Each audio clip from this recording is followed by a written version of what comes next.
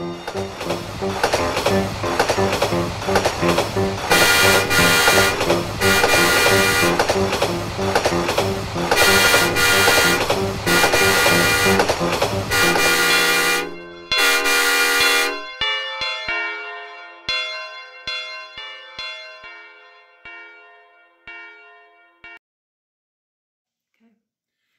morning, everybody, and welcome once again to our little time together each week. You'll notice I've got my conductor's hat on this morning. I was given this as a gift this morning, maybe just a little bit about the conductor's hat. When we talk about trains, most people think of the engineer, who's the driver of the train, that he's in charge of the train. Well, no, the engineer really isn't in charge of the train. The person who's in charge of the train is the conductor, much like in the symphony. So I've got my little conductor's hat on. It has the Polar Express on it, one of my favorite movies. So as Tom Hanks, who plays the conductor in the movie The Polar Express, says to the little boy as he's hesitating about getting on the train, "Are you coming?" So I hope you're all going to come along with me today for at least a few minutes. You'll notice the wall behind me is blank. The whole office is completely blank right now as I'm in the process of moving over to the new residence. Last week, Kayla Greiner suggested to me, well, maybe many people don't know your vocation story. If you could just share briefly about your vocation story as I'm preparing to celebrate my 45th anniversary of ordination to priesthood at the end of this month. It's not a remarkable story from the standpoint of I did not have an angel Gabriel moment. There was no angel, Gabriel who appeared to me like to Mary and Joseph and Zechariah, announcing what God's plan for my life was going to be about, or inviting me to respond to that plan. Very, very ordinary. As I was reflecting on this, I think back to I probably was in second or third grade and happened to be at a morning mass, and the pastor needed an additional server. And since they were short a server, he said, well, you can serve. Well, I said, I don't know those responses. I was a little kid at that time. He said, well, you don't have to do them. The other server will take care of that. I just need you to help me out here.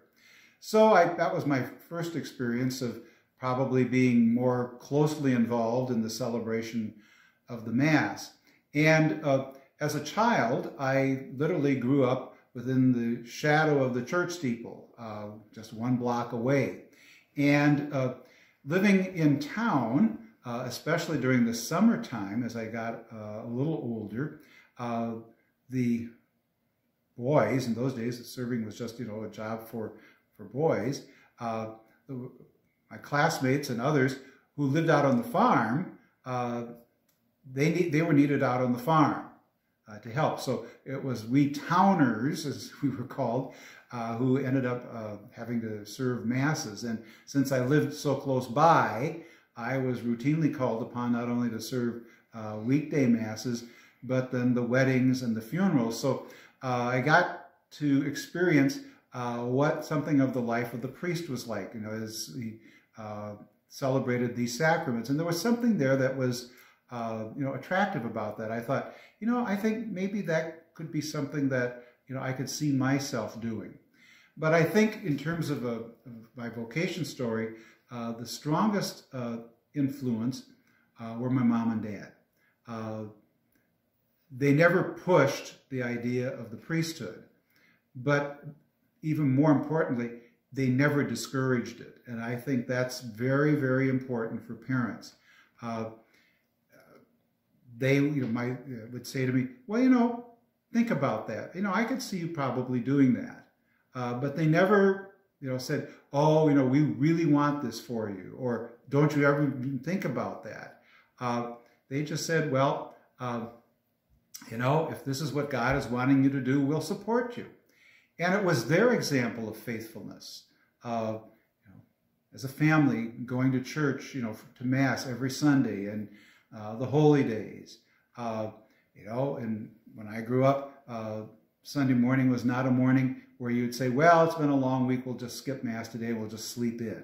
That never entered into, my parents', way in which, myself and my brothers were raised. And again, their faithfulness, as I, witnessed them. They weren't, people who were always mentioning Jesus in every other sentence or something, but it was seen through their actions. My father, worked out on the railroad during the day, so during Lent he'd make sure that he went to the Wednesday evening devotion, the Rosary and Benediction. My mother's daily rosary, I would see her, talked a little bit about that at her funeral. It was that witness of faith that, encouraged me. And other adults who, said to me, we could see that, you might make a good priest. And so, they said, we'll just pray for you. So that's really, in a sense, my vocation story, that involvement, in church life, but particularly witnessing the faithfulness of others. In terms of that involvement, I was reflecting on this also. The Masses that I didn't serve when I was a youngster growing up, in those days, we used to have a Mass for the dead practically every day, which was a sung Mass called the Requiem Mass. And so sometimes a young girl from the parish and I were the choir. And we sang that Latin Mass together, she playing the organ and then she and I singing together.